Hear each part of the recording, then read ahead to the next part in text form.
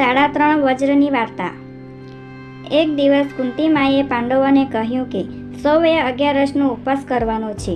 ભીમે બહાના કાઢવા માંડ્યા કે એ ભૂખ્યો રહી જ ન શકે।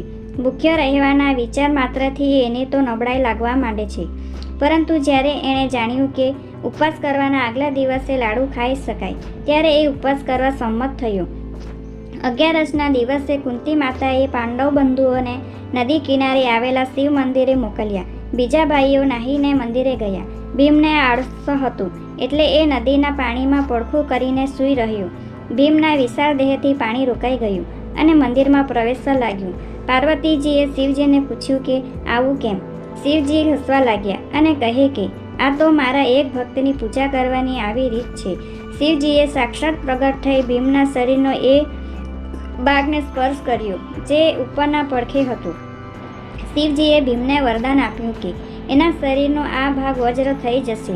એક દિવસ દુર્વાસા મુનિ સ્વર્ગના રાજા ઇન્દ્રને મળવા સ્વર્ગમાં ગયા। ઇન્દ્રએ મુનિનો આદર સત્કાર કર્યો। દુર્વાસા મુનિ આંખો બંધ કરીને ઇન્દ્રના દરબારમાં બેઠા। સ્વર્ગની સૌથી સુંદર અપ્સરા ઉર્વશીએ નૃત્ય દ્વારા મુનિને ખુશ કરવા પ્રયત્ન કર્યો। એણે ખૂબ જ સરસ નૃત્ય કર્યું, પણ વ્યર્થ।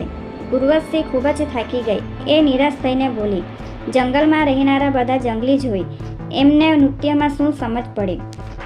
દુર્વાસા મુનિએ ક્રોધિત થઈ શ્રાપ આપ્યો કે તેણે પૃથ્વી પર જવું પડશે। દિવસે તે એક ઘોડી થઈને અને રાત્રે સ્ત્રી થઈને રહેશે।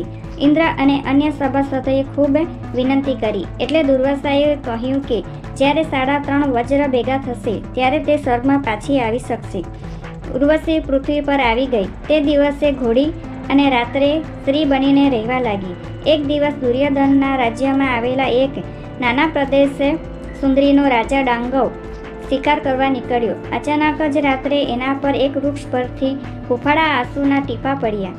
એણે ઉપર જોયું તો એક અત્યંત સુંદર સ્ત્રી રડતી હતી। ડાંગવ રાજાએ એની સાથે લગ્ન કરવાનો પ્રસ્તાવ કર્યો। એ સ્ત્રી ઉર્વશીએ રાજાને સાચી વાત કહી અને વચન માંગ્યું કે કોઈ પણ કિંમતે તેને તરછોડશે નહીં। અમુક સમય પસાર થતાં નારદજીએ વિચાર્યું કે ઉર્વશીને શ્રાપ મુક્ત કરવા કાંઈ કરવું જોઈએ। તેઓ શ્રીકૃષ્ણના પુત્ર પ્રદ્યુમન પાસે ગયા અને કહ્યું કે એક સુંદર સ્ત્રી ડાંગવ રાજા સાથે રહે છે, જે ખરેખર તો પ્રદ્યુમન સાથે હોવી જોઈએ। પ્રદ્યુમન આ સ્ત્રીને મેળવવા જીદ કરી બેઠો। ભગવાન શ્રીકૃષ્ણ અને યાદવોને પ્રદ્યુમન મદદ કરવા સિવાય છૂટકો જ નહોતો, એટલે એમણે ડાંગવ રાજા સાથે યુદ્ધ શરૂ કર્યું। ડાંગવ તો ઘણો નાનો રાજા હતો, એ યાદવો સાથે લડી ન શકે, એટલે એણે દુર્યોધનની મદદ લેવા ગયો। દુર્યોધન યાદવો સાથે યુદ્ધ કરવા નહોતો માગતો, એટલે એણે ડાંગવ રાજાને મદદ કરવાની ના પાડી। ડાંગવ પાંડવોની મદદ લેવા ગયો। યુધિષ્ઠિર શ્રીકૃષ્ણ સાથે યુદ્ધ કરવા ના પાડી, કારણ કે શ્રીકૃષ્ણ તો એમના સગા ફોઈના દીકરા હતા, પરંતુ ભીમ તો એવું માનતો હતો કે એમની શરણે આવેલા ડાંગવ રાજાને મદદ કરવી જોઈએ। એટલે છેવટે પાંડવો અને યાદવો વચ્ચે ભીષણ યુદ્ધ થયું। આ ભીષણ યુદ્ધમાં ઘણા યોદ્ધાઓ મર્યા ગયા। શ્રીકૃષ્ણએ એમનું સુદર્શન ચક્ર કાઢ્યું તો પાંડવો શિવજીનું ત્રિશૂલ લઈ આવ્યા। બંને વજ્રના શસ્ત્રો આકાશમાં ટકરાયા। ચારે બાજુ આગ લાગી ગઈ અને લોકો ગભરાઈ ગયા। આ બે વજ્રને રોકવાનો કોઈ ઉપાય જ નહોતો। શ્રીકૃષ્ણએ હનુમાનજીને બોલાવવાનું સૂચન કર્યું, કારણ કે હનુમાનજીનું શરીર વજ્રનું હતું। માત્ર હનુમાનજી જ આ બે વજ્રને છૂટા પાડી શકે। હનુમાનજી કહે કે જો તેઓ આ બે વજ્ર સાથે નીચે પટકાય તો જમીન ફાટી જાય। આથી ભીમને જમીન પર આડે પડખે સૂવા કહ્યું। ભીમના શરીરનો જે ભાગ વજ્રનો હતો તે ભાગ આકાશ તરફ રહે, એવી રીતે ભીમ સૂઈ ગયો। હનુમાનજીએ વજ્રના બે શસ્ત્રોને છૂટા પાડ્યા અને તેઓ ભીમના શરીરના વજ્રના પડખા ઉપર પડ્યા। આ સાથે જ 3.5 વજ્ર ભેગા થયા।